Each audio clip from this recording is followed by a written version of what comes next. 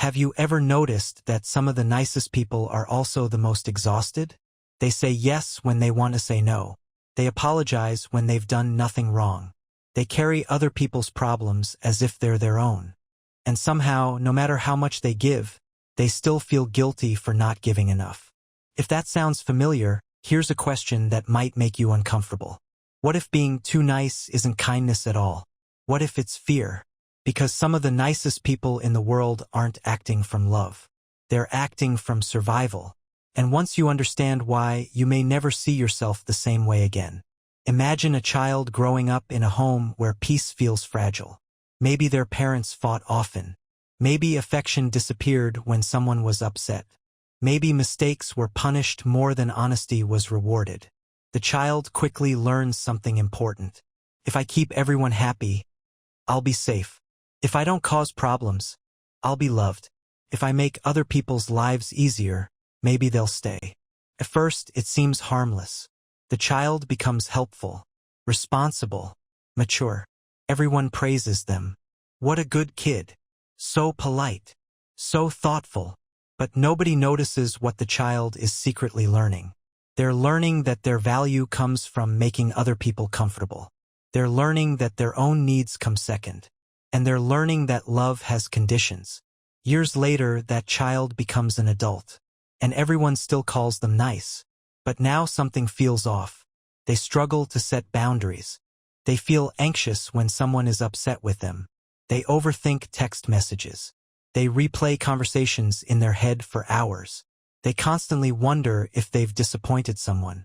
On the surface, it looks like kindness. Underneath, it's fear. Fear of rejection. Fear of conflict. Fear of abandonment. Here's the strange part. Many people who are too nice don't even realize they're afraid. Because the behavior has become their personality. Feels natural. Automatic. Like breathing. But if you pay close attention, you'll notice something. True kindness feels free. Fear-based niceness feels expensive. One comes from choice. The other comes from obligation. Pause for a moment and think about this.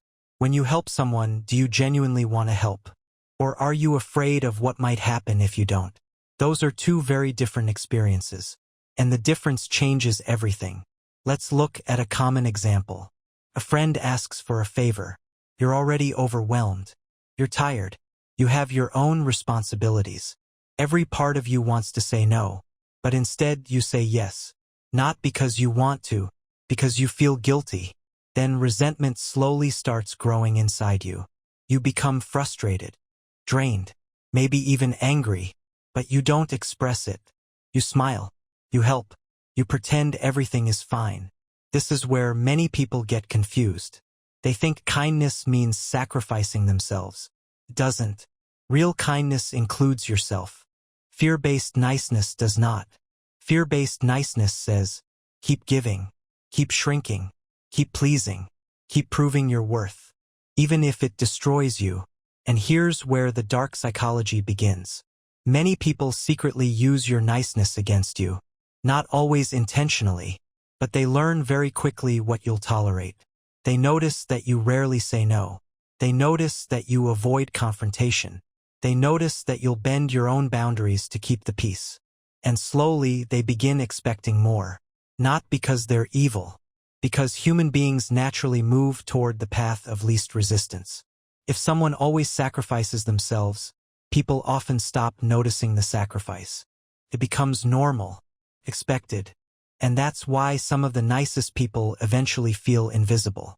They're giving everything, yet receiving very little. Because people have become accustomed to the version of them that never asks for anything. Think about that. The thing you believe makes people love you may actually prevent people from truly seeing you. Because nobody can know the real you if you're constantly performing for approval. That's a painful realization. But it gets even deeper. Many people who are too nice aren't trying to gain love. They're trying to avoid losing it. And those are completely different motivations. One is connection. The other is protection. One moves toward people. The other hides from rejection. That's why being too nice often comes with anxiety. You become hyper-aware of everyone's emotions. You scan every conversation, every facial expression, every change in tone. You become an emotional detective. Not because you're weak, because somewhere along the way, your brain learned that other people's feelings determine your safety. So you stay alert, always adjusting, always accommodating, always trying to prevent problems before they happen. But living this way comes with a cost. A huge one. Eventually, you lose touch with yourself. You know what everyone else needs, but you struggle to answer a simple question. What do you want? And that's when many people hit a breaking point. Not because they're selfish, because they've spent years abandoning themselves. Maybe decades. Pause and reflect on something. When was the last time you disappointed someone and survived? Seriously, think about it. Because many people who are trapped in people-pleasing carry a hidden belief. If I upset someone, I'll lose them. But life keeps proving something different. Healthy relationships survive honesty. Healthy relationships survive boundaries. Healthy relationships survive disagreement. The relationships that collapse the moment you stop pleasing everyone, those relationships were often built on your compliance, not your authenticity. And that realization changes everything. Because the goal isn't to become cold. The goal isn't to stop caring. The goal isn't to become selfish. The goal is to discover the difference between kindness and self-abandonment. Kindness says, I care about you. Self-abandonment says,